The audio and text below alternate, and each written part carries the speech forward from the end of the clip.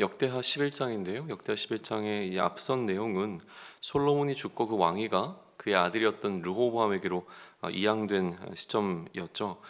이스라엘 전체의 왕으로 등극하려고 했던 르호보암은 여로보암을 대표자로 세운 이 야권의 사람들과 좀 정치적 협상을 해야 하는데 그곳에서 좀 협상이 결렬되게 되어지죠.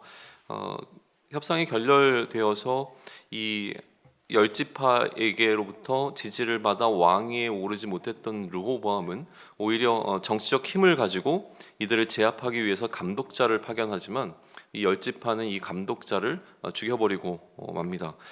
물리적인 힘으로 이 감독자를 돌로 쳐 죽이자 르호보암은 당황해서 예루살렘으로 도망치게 되어지는데, 이제 예루살렘에 도착한 르호보암이 무엇을 하였는지에 관한 이야기가 오늘 역대하 11장의 출발점이 되어집니다. 이제 물리적인 어떤 힘에 의해서 어떻게 보면 위축당했던 이 르호보암은 예루살렘이라고 하는 그들의 베이스 캠프로 돌아온 이후에 다시 조직을 재정비해서 군사들을 모으죠. 유다와 베냐민 족속 가운데서 군사로 나아갈 수 있는 용사들을 모았는데 그 숫자가 18만 명이 됩니다. 어느 정도 가능성이 있다고 생각했던 거겠죠. 그래서 이 르호보암은 물리적인 힘의 위협을 받아서 물리적 힘으로 그것을 제압하기 위하여 이제 나아가는데, 이때 하나님께서 이 상황 가운데 개입해 들어오시죠. 그래서 하나님이 세우신 사마야라고 하는 사람을 통해서 하나님의 생각을 말씀하시는데, 전쟁을 하지 말고 그리고 집으로 돌아가라라고 이야기를 하십니다. 지금 되어지고 있는 일이 전부 다 하나님의 계획 가운데 들어있는 일이기 때문에 우선 하나님을 신뢰하고 그렇게 돌아가라라고 이야기를 하죠. 그리고 여기에 대해서 유다와 베냐민은 즉각적인 순종을 한 것으로 보입니다.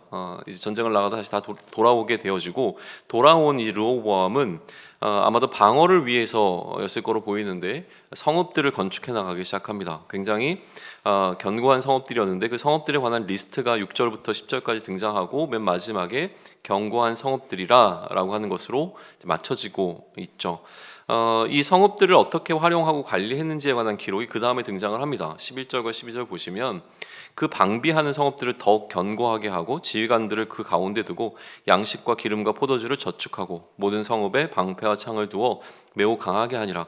유다와 베냐민이 르호보암에게 속하였더라. 그러니까 마치 이런 느낌이에요. 오히려 원정을 떠나서 전쟁을 치르는 과정 가운데 하나님께서 멈추라고 얘기하시니 돌아와서 오히려 이제 저들이 쳐들어오게 될 경우를 대비해서 이제 준비하고 있는 모습처럼 보인다는 거죠.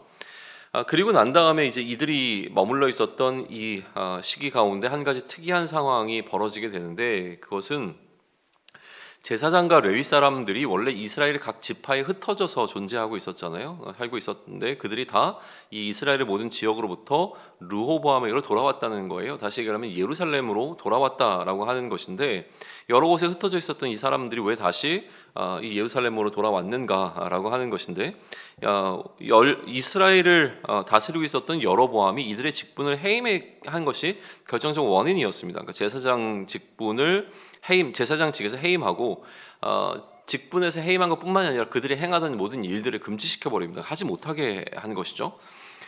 왜 그렇게 했는가에 관한 설명이 15절이죠. 여로보암은 우상을 만들어서 직접 그 우상을 섬길 수 있는 제사장들을 선별을 했습니다. 그래서 이 레위인들, 제사장도 레위 지파에 속해 있으니까 레위 지파 사람들이 예루살렘으로 돌아오게 되어지는데, 그때 하나님을 찾는 자들이 함께 돌아옵니다. 그러니까 지금 이 여로보암이 했던 행위 자체는 하나님을 찾는 행위가 아니었고, 거기에 반발한 사람들 혹은 거기에 동의할 수 없었던 사람들이 자신들의 터전을 떠나서 이 레위인들과 함께 지금 예루살렘으로 돌아왔다라고 하는 기록이 16절에 기록이 되어 있는 거예요.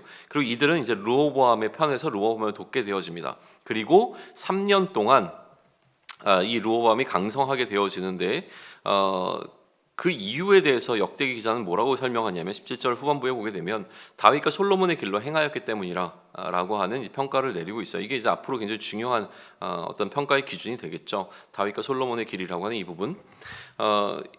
그리고 이제 르호보암의 결혼에 관한 이야기가 이어져서 기록이 되기 시작합니다. 18절에 르호보암이 결혼을 시작하게 되어지고 그 이후에 19절은 자녀를 낳았다라고 하는 기록인데, 근데 여기서 이제 멈추면 좋은데 그렇지가 않죠. 이 르호보암이 두 번째 아내를 맞이합니다. 두 번째 아내를 맞이하고 또 그에게서 자녀를 낳았다로 이제 이어집니다. 뭐 여기까지는 괜찮아요. 그러나 이제 더 이어지는 것은 무엇이냐면 그것이 끝이 아니라 이 르호보암에게 최종적으로는 아내가 18명이 있었고 첩이 60명이 있었다는 거죠. 그리고 아들도 28명에 딸이 60명이 되어지는 이러한 그 뭐랄까요 왕족 왕가가 이렇게 형성이 되어지는 것을 이야기하고 있습니다. 그리고 그 이들 중에서 두 번째 아내를 가장 사랑했다라고 이야기를 해요. 그래서 이 두 번째 아들을 가장 사랑하다 보니까 이 두 번째 아내에 대한 사랑은 그 아내가 낳은 자녀를 후계자로 삼는 것으로 이제 표현되게 되어지죠. 그럼 굳이 설명을 하지 않아도 우리가 이미 이렇게 알고 있는 어떤 그 왕족들의 정치적 성향을 보게 되어지면 가늠할 수 있는 부분이기도 합니다. 그래서 이 과정들을 절차를 이 두 번째 아내의 아들을 왕위로 세우고 그 왕좌를 보존하기 위해서 르호보암은 자신의 다른 아들들을 전부 다 이전에 건축했던 성읍으로 흩어버려요. 그러니까 이 뭐라 그러죠? 왕궁이 놓여 있었던 그 중앙에 하는 것이 아니라 중앙에서부터 이들을 전부 다 지방으로 다 보내버리는 상황이 된 거예요. 그런데 이들이 그 지방에 가 있는 동안 불평과 불만이 생기지 않게 하기 위하여서 이들에게 양식과 아내를 많이 주었다라고 기록하면서 마치고 있어요. 물론 양식과 아내를 많이 주었다라고 하는 기록만 등장하고 있는데 아마도 이것이 그들을 뭐랄까요? 그것에 이제 머무르게 할 수 있는 그들이 갖고 있는 반발심을 제압할 수 있는 어떤 방식이 아니었을까라고 추측이 되어지는 부분이 바로 그 부분인 거죠. 이처럼 역대하 11장의 기록은 굉장히 뭐라 그럴까요? 좀 흥미로운 기록들이 굉장히 많이 등장하고 있습니다. 그러나 가장 핵심적인 내용은 무엇이냐면 여로보암과 르호보암의 두 리더십이 분명하게 드러나고 있다라고 하는 거예요. 정치적 판단에 의해서 이 두 사람은 각자가 이제 나름대로 자신들이 리드하고 있는 이 나라들을 다스리고 있는 모습을 우리는 엿볼 수 있게 되어지는데 여로보암 먼저 살펴보시죠. 여로보암이 지금 이 10지파 가운데서 리더로 쓰게 된 것은요. 사실은 여로보암의 의지라기보다는 이 야권에 있었던 사람들이 제야에 있었던 이 여로보암, 어떻게 보면 이제 망명 생활을 하고 마치고 돌아온 여로보암을 자신들의 리더로 세우기로 결정하고 이렇게 세워진 겁니다. 그러니까 이 여로보암은 사실은 백성들의 지지를 이미 받고 있는 상황이었다라고 하는 거예요. 문제는 그가 이런 리더십을 갖는 데 있어서 사람들의 지지가 아니라 하나님의 지지를 받고 있느냐라고 하는 이슈일 거예요. 하나님께서는 르호보암을 선택하셨지 여로보암을 선택하시지 않으셨다는 거죠. 그러다 보니까 이 여로보암은 하나님을 수단화하기로 결정했던 것 같습니다. 자신이 만들어낸 신, 그러니까 신의 지지를 받지 못하는 리더는 자신이 신을 만들어냄으로 말미암아 그 신이 자신을 지지하도록 만드는 방식으로 이 정치적 성향을 드러내고 있다라고 하는 거예요. 그래서 내가 신으로부터 정통성을 유지하지 못하니까 내가 신을 만들어낸 거죠. 물론 이제 표면적 이유가 아니라 기본적으로 이걸 해석하는 의도는 무엇이냐면 이들이 다시 하나님을 섬기기 위해서 예루살렘으로 돌아가게 되어지면 거기 갔다가 르호보암을 왕으로 추대해서 여로보암이 왕위로부터 밀려나게 될까봐 걱정했다라고 하는 것이 기본적인 해석의 전제예요. 그러나 우리가 한번 생각해 보고자 하는 것은 무엇이냐면 사람들의 지지를 받고 있었던 여로보암이 하나님의 지지를 받지 못하는 상황 가운데서 오히려 자신이 신을 만들고 마음대로 이 신을 조절하기 위해서 그것을 반대하거나 반발하고 있는 제사장들을 전부 다 해고시켜버리고 해임시켜버리는 방향으로 나갔다라고 하는 거죠. 그러니까 결국 이 여로보암은 어떤 신을 섬기느냐가 중요한 것이 아니라 이 종교를 정치적으로 이용하기 시작하는 모습을 좀 보이고 있습니다. 르호보암은 어땠습니까? 르호보암은 기본적으로 사람들의 지지가 아니라 우선 신적 지지로부터 출발을 합니다. 하나님께서 이 솔로몬의 왕위를 르호보암으로 이제 이양시키는 과정으로 넘어가죠. 사람들의 지지에 있어서 그러나 이 르호보암은 실패를 하게 됩니다. 열지파를 제대로 다루지 못했어요. 그래서 이 열지파들이 오히려 정치적 갈등으로 인하여서 떨어져 나가게 되어지는 상황이 온 거죠. 그런데 이러한 결정을 내리는 과정 가운데 있어서 원로들과 젊은 신하들 사이에 갈등이 있었을 것으로 보입니다. 어느 쪽 편의 이야기를 들을 것이냐, 신진 쪽의 이야기를 들을 것이냐, 원로들의 이야기를 들을 것이냐고 했을 때 르호보암은 사실은 이 신진 세력들의 의견을 더 수렴하는 쪽이었죠. 그 결과로 일어난 것은 부정적이었습니다. 그러다 보니까 이 결과에 대한 책임론에 있어서 그들이 어떤 당리당략적으로 그 안에서 여러 가지 논의들이 있었을 것이라고 하는 것은 우리가 한번 추측하고 예측해 볼 수 있는 거예요. 그러다 보면 결국 신적 지지를 얻었지만 사람의 지지를 얻지 못했던 르호보암은 어떤 형태를 보이게 되냐면 많은 결혼을 합니다. 이 결혼이라고 하는 것이 단순히 그냥 사랑하기 때문에 결혼하는 게 아니라 이 왕의 결혼이라고 하는 것은 다분히 정치적 목적을 담아두고 있죠. 그러니까 어떻게 보면 자신의 정치적 성향의 연대를 이루기 위한 가장 쉬운 방법이 결혼을 통하여서 이들이 결혼 연대를 형성을 하는 거잖아요. 그래서 이 왕족이라고 하는 친인척이 많아지면 많아질수록 그것이 하나의 세력이 되어지는데 결혼을 정치적 목적으로 지금 사용한 것을 보입니다. 그럼에도 불구하고 이 르호보암에게 하나님께서는 자녀들을 많이 주셨다라고 하는 것은 이 자녀는 또 복으로 이해가 되어집니다. 그러다 보니 이 르호보암을 하나님께서 복 주셨던 것은 분명하고요. 그러나 지금 르호보암 같은 경우에는 하나님의 지지를 받았지만 사람들의 지지를 받기 위해서 여전히 이 정치적 목적으로 이런 결혼을 사용하고 있는 것을 우리는 보게 되는 거예요.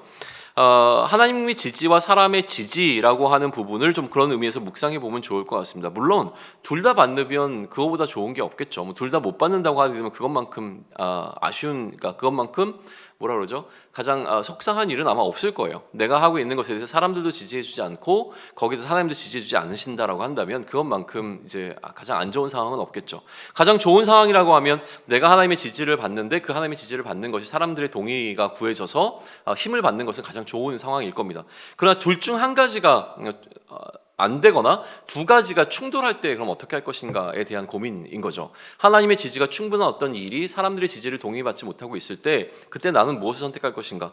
사람들의 지지를 받고 있지만 하나님의 지지를 받지 못하는 것이 너무나 분명할 때 나는 과연 무엇을 선택할 것인가 라고 하는 이 두 가지 선택의 문제에서 오늘 우리는 좀 더 고민해 보면 좋을 것 같습니다. 여로보암은 하나님의 지지를 받지 못하는 상황 속에서 사람의 지지를 더 받는 쪽에 그러니까 사람의 지지를 받았기에 하나님의 지지를 받지 못하는 것을 해결하기 위해서 그 나름대로 어떤 정치적 판단을 지금 내리고 있는 거고요. 르호보암 같은 경우에는 하나님의 지지를 받았지만 사람의 지지라고 하는 부분에서 약함을 보이고 있었기 때문에 이 부분을 커버하기 위해서 그가 무언가를 하고 있는 것을 좀 보이게 된다는 거예요. 그럼 결국 우리도 이 지지가 너무나 필요한데 내가 지지받지 못할 때 내가 하고 있는 그 행위들이 결국 그 지향점이 어디로 가고 있느냐를 심각하게 고민해 보면서 방향성을 좀 우리가 다듬어 볼 필요는 있습니다. 그것을 우리가 소위 타산지석이라고 하게 되어지는데요. 이 앞으로 우리가 살펴보게 될 왕들의 모습을 통하여서 우리의 모습을 좀 돌아볼 수 있으면 좋겠고 내 안에 이들의 모습이 담겨져 있다라고 하는 것을 발견하는 순간 지금 역대기가 기록하고 있는 이 기록은 그들의 이야기가 아니라 나의 이야기로 다가오게 될 것이 너무나 분명해 보입니다. 그 은혜를 좀 누릴 수 있는 저와 여러분이 됐으면 좋겠습니다.